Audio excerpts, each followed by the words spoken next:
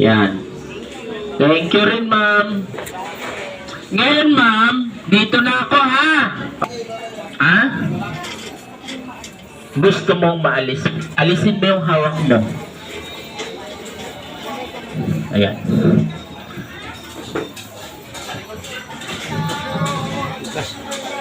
Ito na po yung kulugo. Yun na.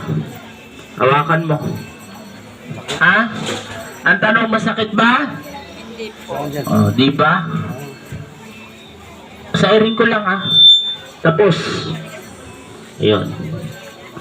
Yan po ang tinitirahan ng kulugo mo. Oh. Mas masakit yung unang gabi. Di ba? Anak ka ng kulugo. Paraanin nyo naghahanap buhay. Yan, ha? Yan, yung kulugo mo. So, hindi po yan nakakahawa kasi bakit? Oil ang gamit natin. Sa susunod, huwag magkutkot ng kulugo. Ma'am, dito mo yung likod mo. Say, ang kulugo talaga, ma'am, tandaan nyo. Kapag yan kinukutkot nyo, kawawa kayo. Ha? Kasi ang kulugo, dadami yan. Check nyo po, ma'am. Opo, ito sa'yo yan. Sa likod. Punasan nyo po siya, ha? 4 na beses. Yan. Dito, ma'am, yung mga may kulugo, mami, upo ka dito. Ha? 150. Na paano to? Relax. Uric po. Acid. Ayun, diabetic pa. Nasa sayo ng lahat. May asawa pa. O, ilan? Dagdagan nyo ng 6. Para ang 5-6 sa inyo magmumula. Ganon mo nga. Pakiramdaman mo muna. Ha? Mas mura to, 250 lang. Alam nyo kung bakit, ma'am? 3 ang laman. 3 nito. Eto, ma'am, yung medyo masakit ba? Straight ang likod, lambot ang kamay. Akin na yan.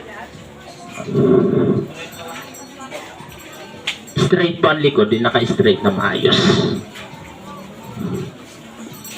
Baka kabila. So, inuulit ko lang, ma'am, yung mga may warts, yung ma'am, sorry.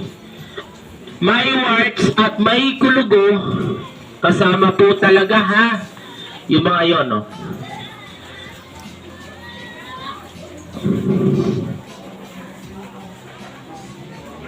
May mga nangangalay, straight pa.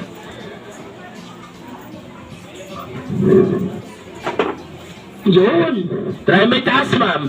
Hanapin mo kung may masakit pa. Ano? Meron pa? Wala na. O dito ka, mami. Upo ka dito sa OR. O dito, ma'am. Kahit mga kulugo, sir, ha? Sir, yung nasa likod nyo. Kulugo, warts. Kasama talaga yan, ha? Alala ko lang. Pag mga ganyan, straight po ang likod, mami. Ma'am, diabetic ka na, di ba? So, mild pa lang yata, no? Nag-insulin na? 190. So, ma'am, tandaan nyo, ha? Kapag kayo nag-insulin na, eto, maglalak na to. Yung naglalak, hindi na kayo makapagdukot na ganon, hindi nyo na may taas. Yun na po ang mga taong nag-insulin. Ayaw mo ng ganon, umiwas ka sa matamis. Kasi ayaw mo ng ganon, ha? Kasi okay pa naman to. Kaso, ang problema sa'yo, mga daliri ang mga namamanhid. Barbecue. Oh, eh siguro may kulugo pa to. Hindi po. Ha? Hindi siya kulugo. Mama, itong part na to, tsagain mo, ha? Yung dito mo. Kasi uric lang, hindi po siya pilay. Uric, eto. Ano? Ha? Uric acid. Oh, syempre, uric acid. Ah, yan o. Buti nga, dyan lang. Maging masaya ka kasi dyan lang yan. Dito rin ako, Alam mo, mas maging mahihirapan ka kung dito na yan nag-lock. Ganyan mo lumanag. Totoo lang. Oo nga, no? Ha? So dito, okay na yan, ma'am. Oo po, ma'am. Ma'am, ito po. Yan. Puro uric ang problema nyo. Inaanap ko. Mild lang to, ma'am.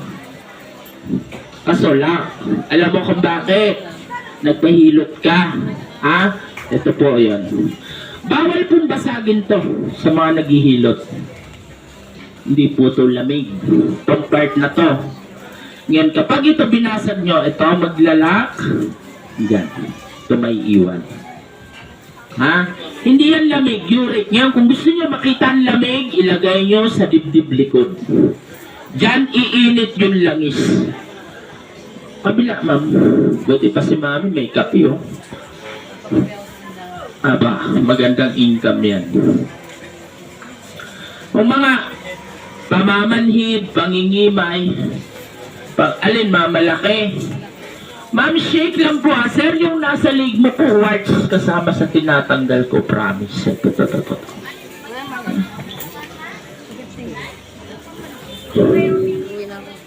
Pwede po. Pwede ko kayong tanggalan ng tanggalan kung gusto nyo. Ha? Kasi, wala namang problema ang tanggalan kayo ng ganyan. O, ito po. Ha? Ano pag sinabing warts yan? Oh. Si mami, namumukhaan ko to, ah. Nagkita na ba tayo dati, mami? Mami, pakikalog po ng binili nyo, ha? Shake nyo bago nyo gamitin. So, kahit words, binasa ko na ma'am yung words mo. Kulugo po kasama.